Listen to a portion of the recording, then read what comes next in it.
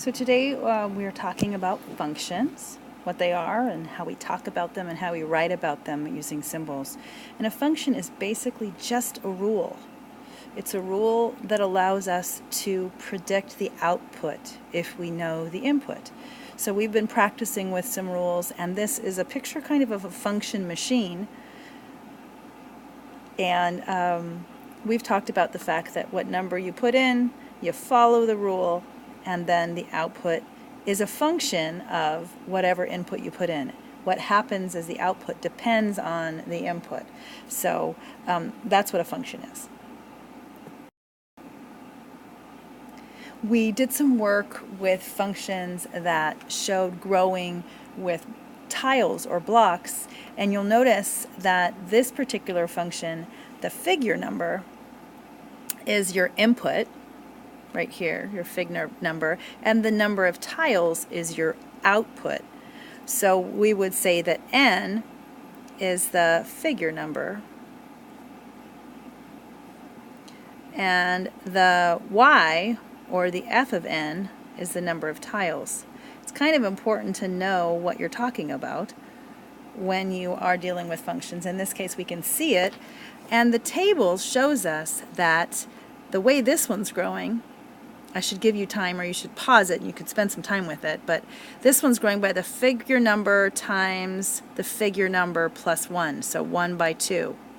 The figure number of 2 by the figure number plus 1, 2 times 3, 3 times 4, 4 times 5, etc. We could easily talk about the 50th as being 50 times 51, but here's our rule right here. Depending on what your n is, your output is going to be n times n plus 1. When n is 5, it's 5 times 6. When n is 6, it's 6 times 7, n plus 1, etc., etc. So a rule, a function, is just a way of predicting the output. When we talk about functions, rules that allow you to predict an output if you know the input, there's symbols that you need to understand. So most of the time we will see an input as being an x, and the output is the value that we call y. But also the input can be x, and the value that is the output is f of x. And that just means that the output, the whole thing, depends on what x you have put into the rule. So this is called f of x, but it just means that the output depends, or is a function of x. Because of that, these are variables. The letters are called variables because they change, vary.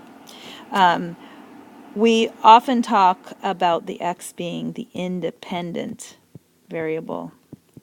And because the output depends on the input, then the y is called the dependent variable. With the tile patterns that we talked about in the previous slide, you'll notice that the input was n because we were talking about a figure number, and then the output was f of n, or t of n, the total for this figure number. So don't get confused by it. All of these here are synonyms for the output, and all of this in the first column are synonyms for the input. So here I'm going to show you a special kind of function called a quadratic function, just so we can understand, that's not quite what I wanted to do, understand how the table connects to the graph, connects to the rule. So here's a quadratic function. Quadratic functions always have some sort of x squared in them, and this particular one is x squared minus 1. And that's the rule, and here is how we would write with function notation the output.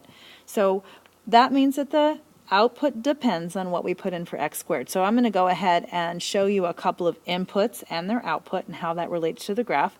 So I'm going to go ahead and let x equal -2. and I'm going to put -2 into, I left some workspace here to show the work on paper. Some people can do it in their head, some people need to keep it written down, and that's just fine and dandy. -2 squared is positive 4, 4 minus 1 is 3. So then we have a point, -2, 3. This point right there is one of the input-output pairs or coordinate pairs for this. Now I'm going to go ahead and erase this. No, I didn't want it that. I want to erase it. Erase this path, because we don't need that path when we graph our points. We just need the point. So then we're going to go ahead and do a couple more inputs and outputs. I'm going to go ahead and do an input of 0. Always a good idea, and pretty quickly you'll notice that when we put an input of 0, whatever the number is that's left, like 0 squared minus 1, it's going to be 0, -1. And sure enough, here's 0, -1 right there on our graph. And then I'll do just an input of 1. So we can see that one. 1 squared minus 1. 1 squared is 1. 1 minus 1 is 0. And sure enough, here it is right there. So that the rule right here can be translated into a table of values. And then every point on this graph follows this rule. So if I put in 2 squared minus 1 is 3, sure enough, there it is.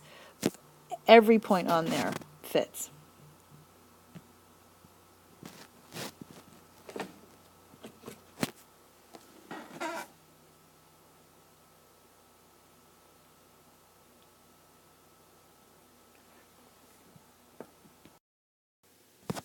Okay, the last thing I want to talk about is what if you see it where a number has been written right here.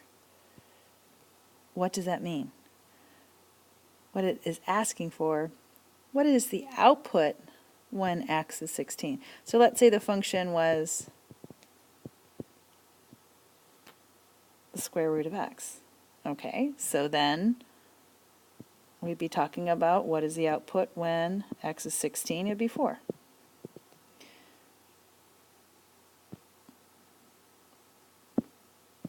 Or if f of 16, if the function was x minus 2, then it would be 16 minus 2 would be 14. So it just says place x in, find the output. And so place 16 in, find the output. That's all it means.